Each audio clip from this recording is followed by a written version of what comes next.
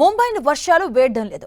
భారీగా కురుస్తున్న వర్షాలతో వరద ముప్పు వాటిల్లుగా ఇప్పటికే 18 మంది మరణించారు. మరోవైపు ఆర్థిక నష్టం కూడా భారీగానే ఉంటుంది. అసలు మాన్సూన్ ప్రారంభమైందంటే ఒక్క ముంబై మాత్రమే కాదు, మన దేశంలోని మెట్రో నగరాలన్నింటికీ ఇదే తరహా వరదల దాటికి ఎక్కువవుతుంది. ప్రతి ఏటా ఇలా వరదలతోనే కొన్ని వేల కోట్ల నష్టం వాటిల్లుతుంది. మరి ఈ సమస్యకి పరిష్కారం లేదా?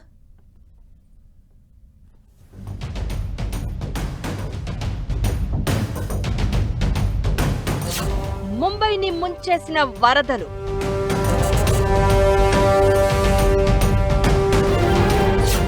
నాలుగు రోజుల వరదతో 1000 కోట్ల నష్టం.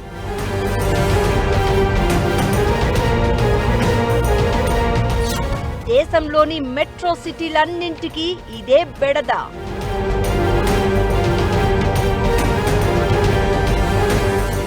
దేశ ఆర్థిక రాజధాని ముంబైతో పాటు మహారాష్ట్రలోని పలు ప్రాంతాల్లో కుండపోత వర్షాలు కురుస్తున్నాయి. ఎడతెరిపి లేకుండా కురుస్తున్న వర్షాల కారణంగా ముంబైలోని అనేక లోతట్టు ప్రాంతాలు జలమయమయ్యాయి. రహదారులపై నీరు నిలవడంతో ట్రాఫిక్కు తీవ్ర అంతరాయం ఏర్పడింది. రైలు సేవలు చాలా వరకు నిలిచిపోయాయి. కొన్ని విమాన సర్వీసులు రద్దు కాగా వందలాది విమానాలు ఆలస్యంగా నడిచాయి. దీంతో ప్రయాణికులు ఆపసోపాలు పడుతున్నారు. మహారాష్ట్రలోని మరో నగరం పూణేది ఇదే పరిస్థితి. ముంబై తరహా తీర ప్రాంత జిల్లాలలో భారీ వర్షాలు పడుతూ ఉండడంతో ప్రధాన నదులు ప్రమాద స్థాయిని దాటి ప్రవహిస్తున్నాయి. రాయ్గఢ్ జిల్లాకు అధికారులు రెడ్ అలర్ట్ జారీ చేశారు. మహారాష్ట్ర వరదలలో ఇప్పటివరకు 18 మంది దుర్మరణం పాలయ్యారు. గత 3 రోజుల వర్షాలకు దాదాపు 1000 కోట్ల వరకు నష్టం వాటిల్లిందని అంచనా. ఒక్క ముంబై మాత్రమే కాదు, వరదలు వస్తే మన దేశంలోని చాలా మెట్రో నగరాల్లో ఇదే రకమైన పరిస్థితి ఏటా చోటు చేసుకుంటోంది.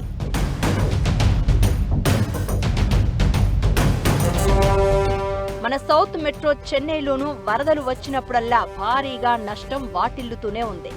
ప్రాణ నష్టంతో పాటు ఆర్థిక ఆస్తి నష్టం అత్యధికంగా వాటిల్లుతోంది. 2015 నాటి వరదలైతే ఏకంగా 50,000 కోట్ల నష్టం ఆర్థికంగా తెచ్చిపెట్టాయి. 2018-19 మధ్యలో సంభవించిన వరదలకు 3,500 కోట్ల మేర రాష్ట్ర ఖజానాకు నష్టం వాటిల్లిందని అంచనా.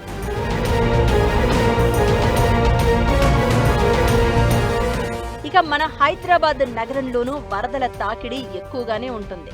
ప్రతి ఏటా సగటున 3,000 కోట్ల వరకు నష్టం వాటిల్లుతుందని అంచనా. వరదల తీవ్రత ఎక్కువగా ఉన్న సమయంలో ఈ నష్టం 5,000 నుంచి 10,000 కోట్ల వరకు చేరుతుందని కూడా కొన్ని నివేదికలు చెప్తున్నాయి. ఇక్కడ కూడా మహానగరం విస్తరించిన వేగంతో పాటు డ్రైనేజీల ఆధునీకరణ లేకపోవడం ఓ కారణం కాగా, చెరువుల ఆక్రమణ కూడా ఓ ప్రధాన కారణంగా చెప్తారు. అలానే కురిసిన వర్షపు నీరు నగరం బయటికి లేదంటే మధ్యలో ఉన్న చెరువులలోకి సురక్షితంగా పంపే వ్యవస్థ లేకపోవడం కూడా అందరికీ తెలిసిన కారణాలే.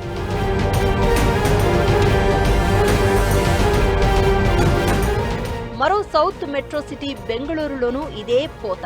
వర్షం పడిందంటే చాలు ఎలక్ట్రానిక్ సిటీతో పాటు ఐటీ హబ్ చుట్టుపక్కల ఏరియాలు నీట మునిగిపోతూ ఉంటాయి.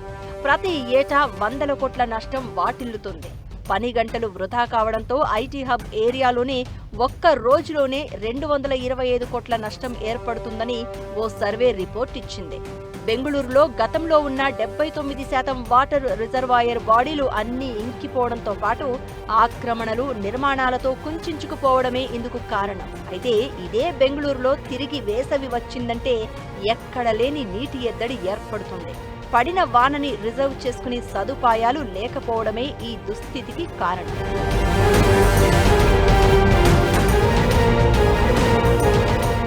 ఇక మరో మెట్రో సిటీ కోల్కతాలో గత ఏడాది సెప్టెంబర్లో సంభవించిన ఫ్లాష్ ఫ్లడ్స్ తో నగరం అతలాకుతలమైంది. అయితే నష్టం మాత్రం ఇతర నగరాలతో పోల్చినప్పుడు 1000 కోట్లలో కాకుండా 100 కోట్లకే పరిమితమైంది. ఇక్కడ వాతావరణ మార్పులు, వీక్ డ్రైనేజ్ సిస్టమ్ ఈ నష్టానికి కారణంగా చూడాలి. మొత్తంగా స్మార్ట్ సిటీస్, మెట్రో సిటీస్ గా ఉన్న ఈ నగరాలు విశ్వ నగరాలుగా మారుతున్నాయి. అయితే వరదల విషయంలో మాత్రం ప్రపంచ నగరాల్లో ఎలాంటి వ్యవస్థలు ఏర్పాటు చేసుకున్నాయో వాటిని అమలు చేయకపోవడమే ఇక్కడ సమస్యగా మారిందని చెప్పాలి.